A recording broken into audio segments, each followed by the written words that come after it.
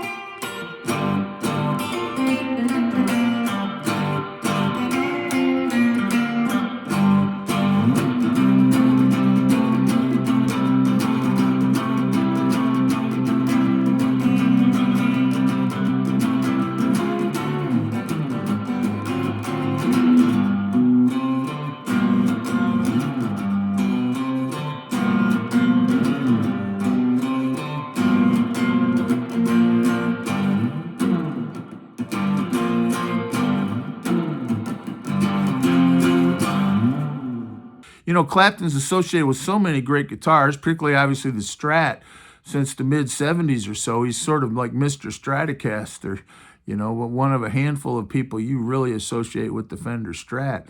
But before that, he played a bunch of great guitars, a lot of Gibsons, you know. He was associated with the Gibson Firebird, the Gibson SG, the Gibson ES335, the Gibson Les Paul. He did the Blues Breakers album on the Gibson Les Paul, which is probably one of the greatest guitar albums ever made. But there are really only two parts of his career where he played a Telecaster in a significant way, I would say. You can correct me if I'm wrong. One of them is in the Yardbirds. He played a 1962 Telecaster, which was actually the property of the Yardbirds. And that he doesn't seem to mention it much in here. I find it interesting that he played this guitar. Today, that Red Telecaster is sort of famous, if for no other reason than it was Eric Clapton Yardbirds guitar. But he doesn't say much about it in here. And the other time in his career where he was associated with the Strat was in Blind Faith, particularly at that concert at Hyde Park where he played a Telecaster body, which I think was a 62 or 63 custom Telecaster, and he put the neck of Brownie on that Telecaster. So it's kind of a mutt or a hybrid. I don't know if that's a parts caster, but it was a Telecaster body and a Stratocaster neck.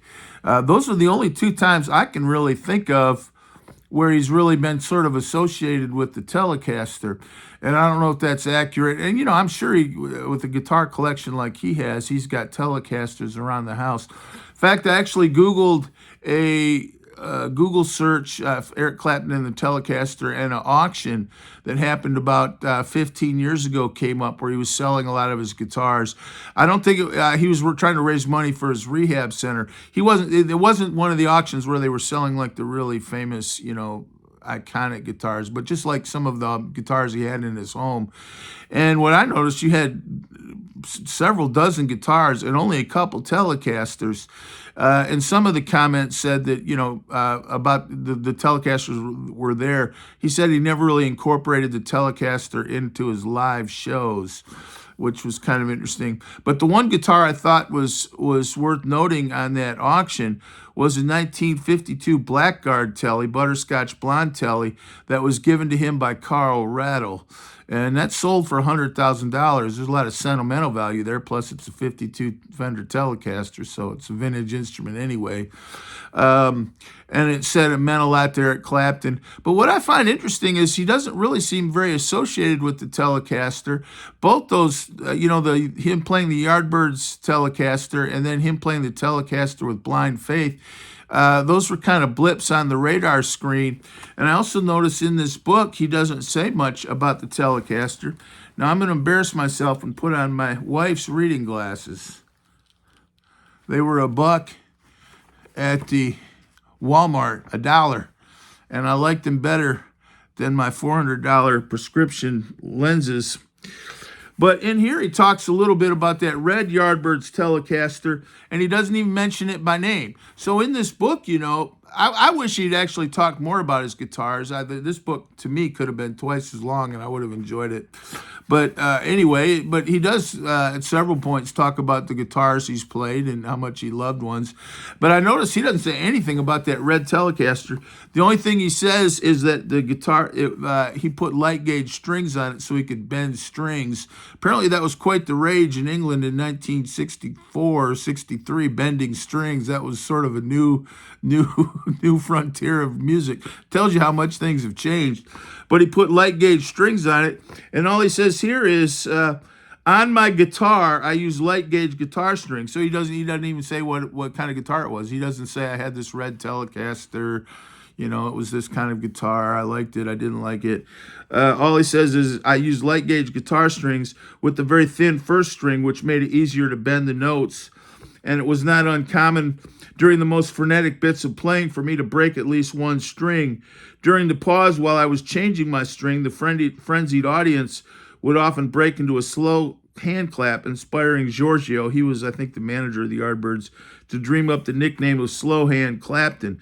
That's the only thing he really says about that Red I guess the Red Telecaster was what gave him his nickname, so maybe that's kind of, but Slow Hand. So when he would break strings and he would stand up there changing strings on stage, and the audience would start to slow clap while waiting for him to change strings.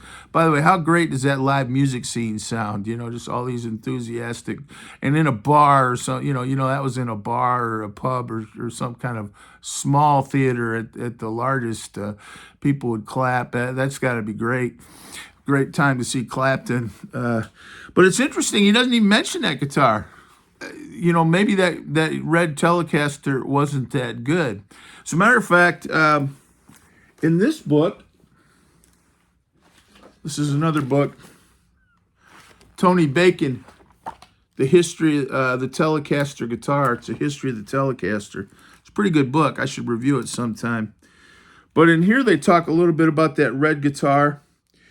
And that when Eric Clapton left the Yardbirds, that red guitar was the property of the Yardbirds, so it passed on to Jeff Beck, who replaced Eric Clapton. So Jeff Beck played it for a while, and Jeff Beck said he couldn't wait to replace that guitar. Said, I'd already sold my first Fender Strat, but here's what he said, I got rid of the Red Tele. It was a terrible guitar. So Clapton, I would say, damns that Red Telecaster with faint praise, as we might sometimes say. If you're ever writing a letter of recommendation, you can damn with faint praise. If you can't say anything bad, just don't say anything good, and that's kind of damning with faint praise. I would say in his autobiography, Clapton sort of criticizes with faint praise. He doesn't say anything about that Red Tele, but Jeff Beck, a little more impolitic, just comes out and says it was a terrible guitar, which is kind of interesting. Okay, that was getting a little convoluted. Let me just clarify. Eric Clapton played a red 1962 Telecaster in the Yardbirds. When he left the Yardbirds, he was replaced by Jeff Beck, who then inherited, as it were, the Red Telecaster. Jeff Beck said the Red Telecaster was a stinky guitar, and around that time, he got a guy named John Owen to give him a white 1959 Telecaster, which is basically the one I have, the mirror Telecaster.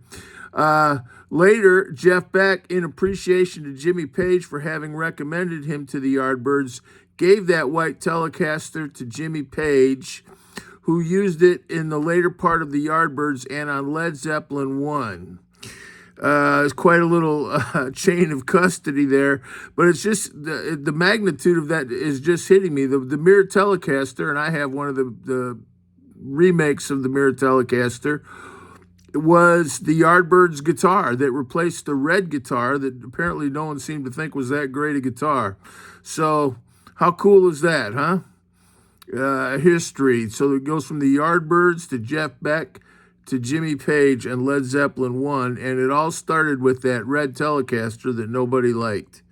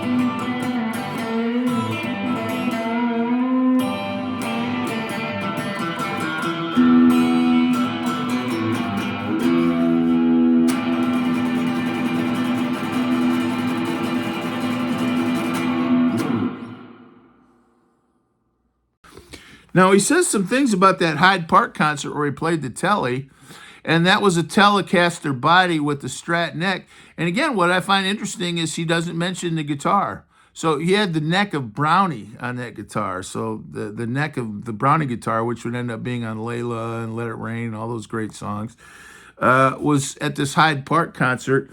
Now, he doesn't mention that guitar by name, but he really criticizes the sound system. He said, I didn't really want to be there. It wasn't helped by the fact that we were completely underpowered. We didn't have enough amplification for playing outdoors in the park, and we sounded small and tinny. I came off the stage shaking like a leaf and feeling that I'd let people down. So he doesn't mention the Telecaster. He's not blaming the Telecaster. In fact, if you read this book, he actually blames Ginger Baker for that. I like that show. I watch it, and it's great. It's kind of like a time capsule of 1969 in London. But it's interesting, again, that we always talk about that Telecaster and Blind Faith, but he doesn't ever say much about it. But I do find it kind of interesting that the one guitar you never see Eric Clapton really closely associated with is the Telecaster. Sure, he's associated with the Strat, but he's also, if you think about it, he's very closely associated with the ES335, the Gibson SG, the Gibson Les Paul, and also the Gibson Firebird and some other Gibsons. The one guitar I really don't ever see referenced much with Eric Clapton, other than those two examples I gave of the Yardbirds and some in Blind Faith. I don't think he played that guitar all that much in Blind Faith. Those are the only two times he ever played the Telecaster much. So I don't know. How can you not like a Telecaster? I mean, I'm sure if you stuck a great Telecaster in his hands, he'd love it and everything. And who wouldn't? Any guitar player loves a nice Telecaster. So I'm not saying he doesn't like them or something, but I just kind of find it interesting that of all the great guitars he's played and sort of made part of his identity, even beyond the Strat. One of them is not the Fender Telecaster, and as a big Telecaster fan, that's sort of weird to notice. And I don't know, maybe it's just a sort of a fluke. He just never ended up playing them on stage that much, and he loves Telecasters and plays them all the time on his albums or at home or with his friends or whatever. I don't know.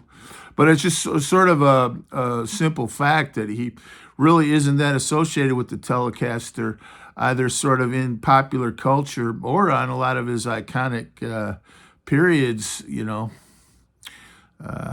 So it's an interesting thing to think about. Thanks. God bless.